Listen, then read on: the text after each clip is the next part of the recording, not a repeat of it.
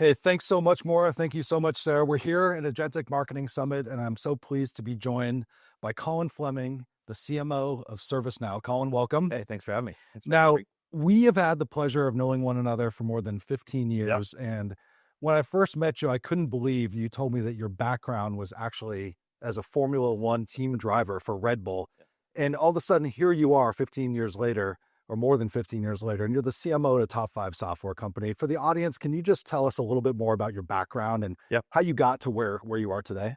Yeah. From a young age, I chased a dream. We all have those childhood dreams. I decided to pursue it. And so at a very young age, I started racing go-karts, moved to Europe, won some things, got an opportunity after opportunity, and found myself on the cusp of Formula One, which was an amazing opportunity. And, didn't quite work out, made it to right at the cusp, and the 2008 financial crisis happened. And so, but I took everything that I learned raising money and becoming a brand ambassador for companies and applied that to what's turned out to be a relatively successful marketing career.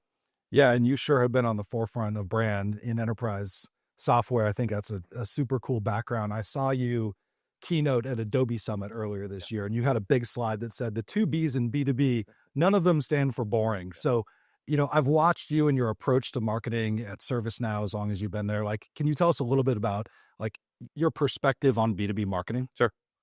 Well, look, when you really take a step back and look at it, B2B is 70% of the GDP in the world.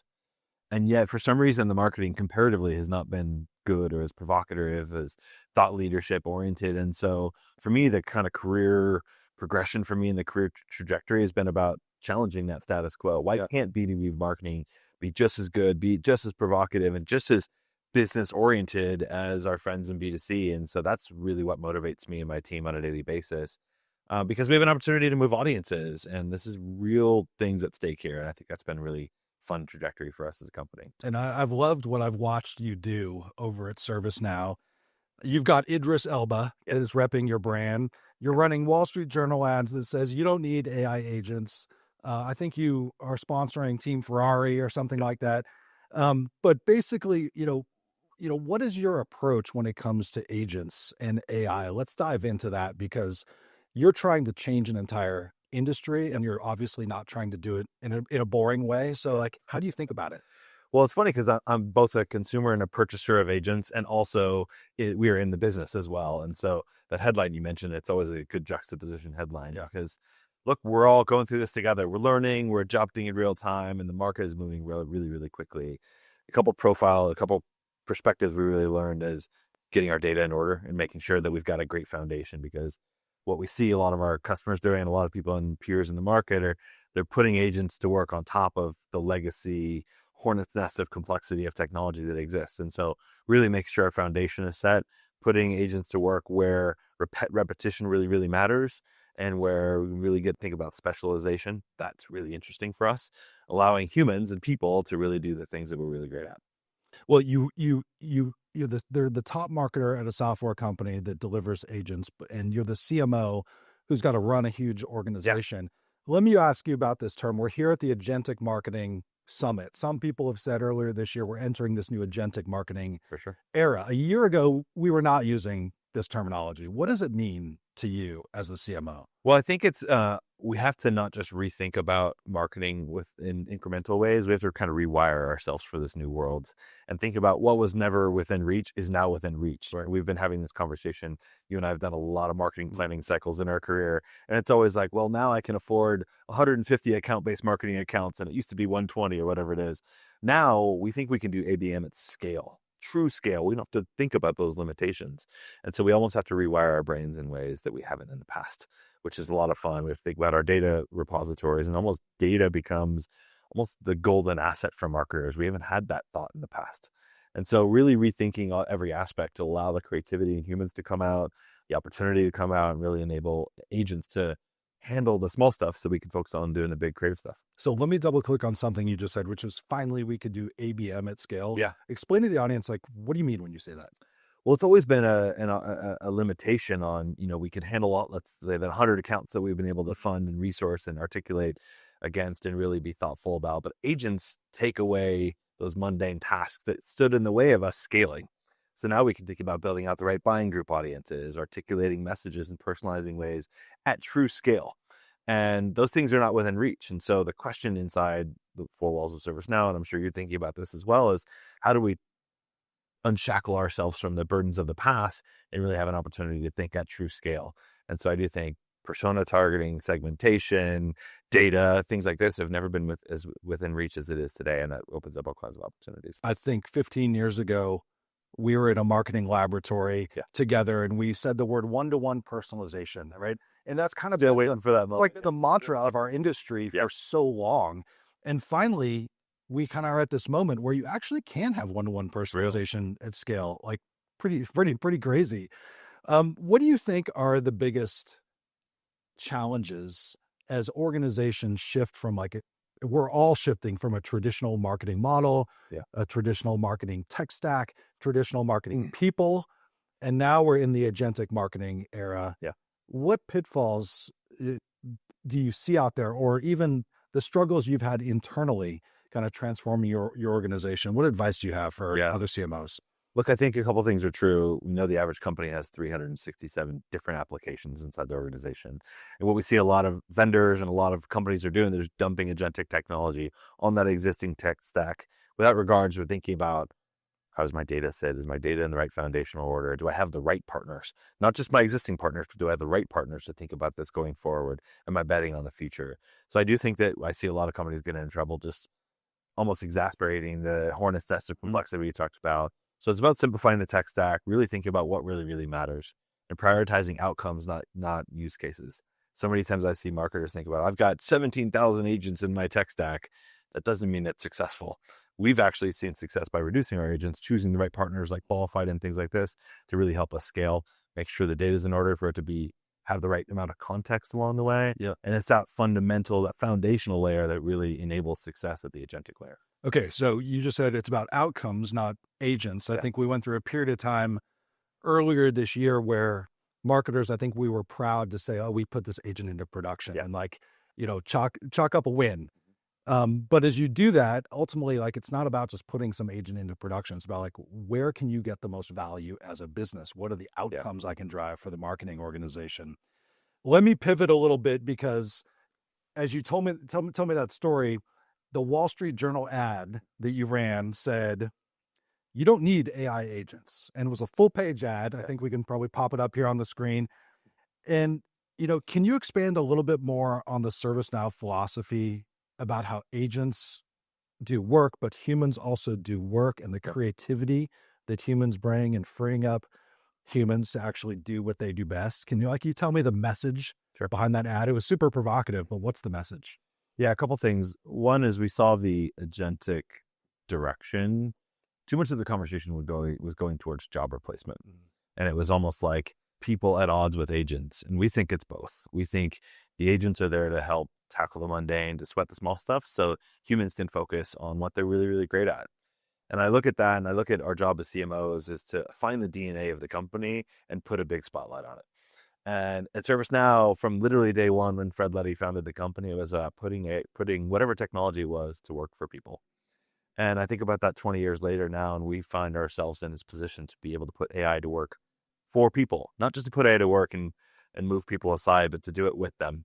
And I do think that humanity that goes into the work to enable us to bring more joy into our career, into our lives, bring more joy into the work, we think is an unbelievable opportunity for us. That's the business we want to be in. And too many of our peers and maybe even competitors, we're talking about job replacement in almost boastful ways. We don't think that's the path forward. We think that the unique differentiation for companies and the story we want to tell is we've made Kraig or Colin, whoever, better at their jobs and able to free more time up for them to be creative and to be innovative. We think that's the unlock that we wanted to do. And so we put a big spotlight on it with a big juxtaposition headline, and it worked. And especially what humans can do in marketing and in creativity, that's where we shine. We're not there, right? Yeah. So you also had this recent LinkedIn article that said, so what comes after the funnel? And you were describing the changing landscape, the next evolution of marketing teams. What do you see as the next evolution of the funnel? As my career has grown, I've become really a student of how people buy in B2B, like really transactionally, scientifically, emotionally. How do people approach a business to business transaction? And what I learned in that process was we've been measuring it the wrong way the entire time. We've been measuring some linear form against a lead form fill that turns into a lead that goes to an SDR that goes. And when you really look back and take a step back, it doesn't work in that way at all. In many cases, there's 22 members on average of the buying committee. The short lists have gotten shorter. We now have only on average 3 members of the short list. If you're not part of that initial consideration set, you're not getting bought. So the role of marketing has moved way up funnel from where we thought it was to be almost like this mental availability inside organizations. And so it's shifted our focus towards it's a more complex story. But this idea of buying groups and buying group engagement makes sure you have both the obvious buyers and the hidden buyers.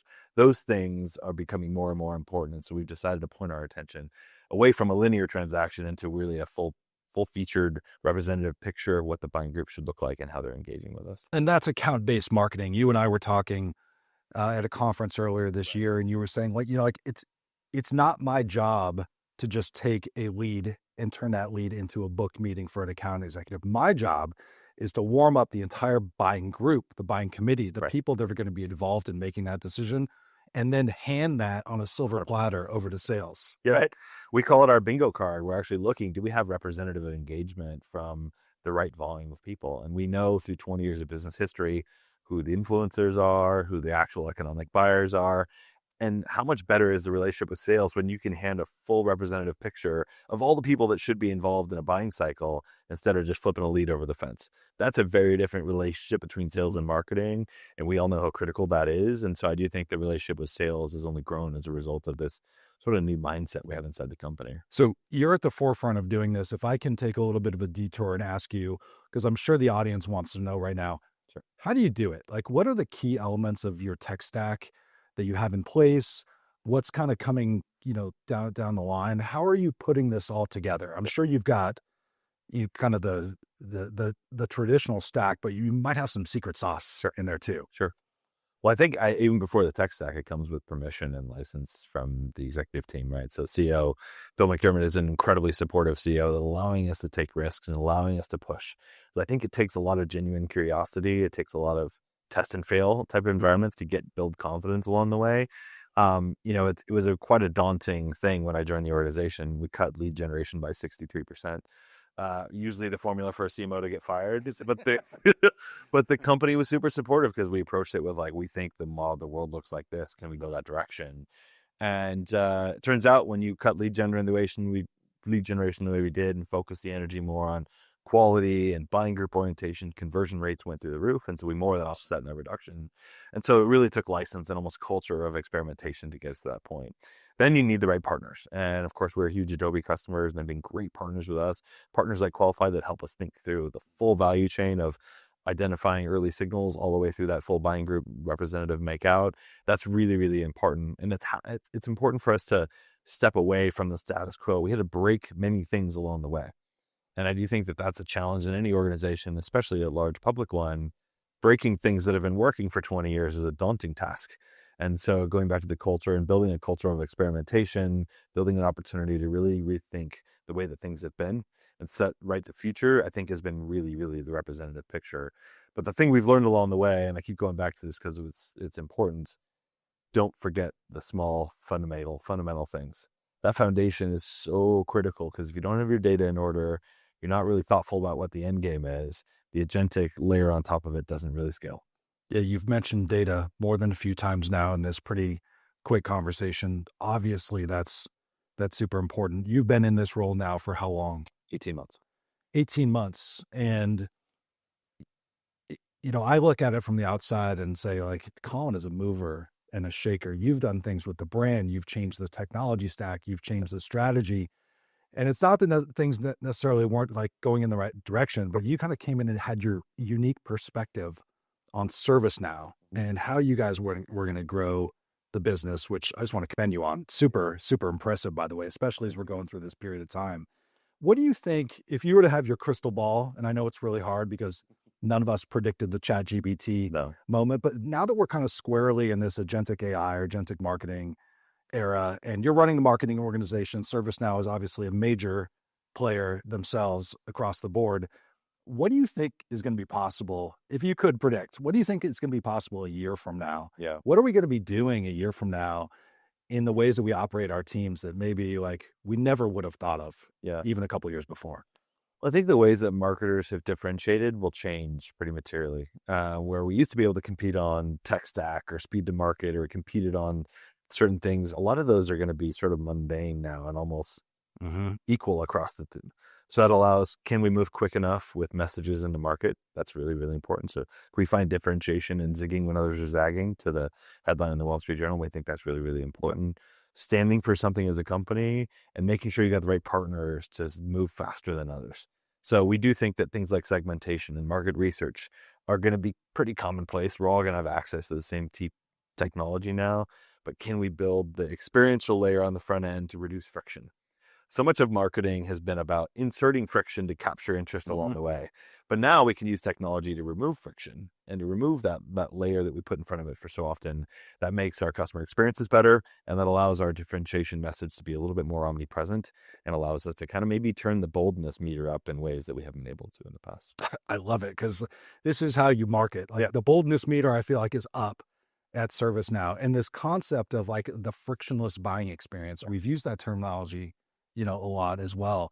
And we've been inserting this friction in these points of like, hey, you want to check out this quick product demo? And first, give us your firstborn, and we'll give us your firstborn and your social security number and everything.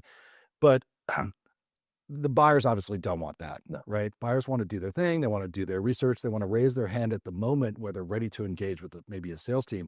And they're looking for other things to help them along the way. They're looking for great content. They're looking for great production. They're looking for agents to actually help them and assist them along the way. And that is ultimately the dream, is this like seamless buying experience. And you guys are leading the way in doing that. Let me close on one final question. I'm sure there's many folks out there, whether they're CMOs at smaller organizations or marketers who are just like entering the workforce, and they're wondering, how do I get to the place that you're at someday? That you're the CMO at a top 5 software company. It's pretty spectacular, but they're going to have their entire career journey in this AI era. Yeah. It's like they didn't know any of the stuff that we had to deal with before. Sure. It's almost like they can approach it with a fresh mind and a clean slate. What advice do you have for them about how to attack their career and get to an incredible place in this new era? In some ways, I'm almost envious. They don't have the baggage that we've brought with us in our lives and our careers, right? They can approach it with that fresh perspective. I think for me, it's all about curiosity. I spend a good chunk of my day trying to figure out ways to dial up the curiosity in the team, because now we're in this unbelievable opportunity where all those things, all that friction we brought with us in the past doesn't have to exist. And so what can exist? And as technology shifts, and we've seen a lot of technology shifts in our careers, the ones that win are the ones that experiment and learn, are at the bleeding edge of that. I'd rather be on that end than waiting for something to happen or happen to me. And so I do think that be curious, experiment, learn, fail fast, all those things that we've been championing for so many years are now happening in days and weeks now. And so I do think it's all about curiosity. And of course, be measuring outcomes, not volume, these kinds of things. For me, marketing needs to be about outcomes and who can be the most curious along the way. I think that's where I'm trying to channel my team and hopefully my career as well. One of the things that I respect so much about the way that you market is that you always feel like you're on the bleeding edge, but not too far out there that we can't understand what you're talking about. And I feel like for marketers, especially in this agentic area, when you're at the right place, when you're just a little bit uncomfortable, whether you're experimenting or you're learning some new technology, or you're going to your boss and you're saying, hey, let's put this into production. Let's see how it works. It is a great time to be at a market. That's when when you're onto the right place, when you are uncomfortable. Like all those things that you mentioned were not sold 100% bets inside the company. There were risks. They were calculated risks, but there were risks. And I do think that's when the best marketing happens. And when we get the best out of ourselves, and we're taking a little bit of license. Well, I'm so pleased that you